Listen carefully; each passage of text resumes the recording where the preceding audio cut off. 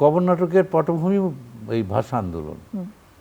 এবং আপনি হয়তো জানেন যে 1953 সালে যখন মুনীর চৌধুরী জেলখানায় ছিলেন, তখন রণেশ দাশগুপ্ত, রণেশ আমাদের শ্রদ্ধেয় রণেশ দাশগুপ্ত একটা চিরকুট পাঠান যে মুনীর, আপনি আপনার লেখনী খুব ক্ষুরধার, আপনি একটি নাটক করুন।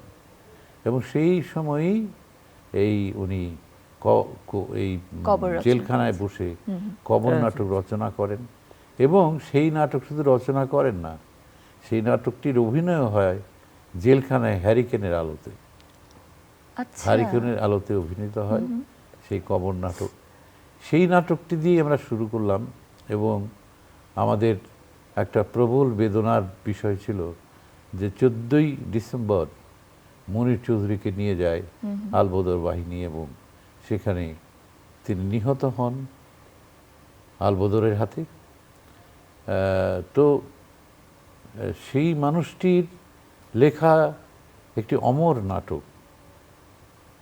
যতদিন মানে মানুষ বাংলা ভাষার কথা বলবে, বাংলা ভাষায় কথা বলবে, ততদিন এই নাটকটিও কিন্তু থাকবে।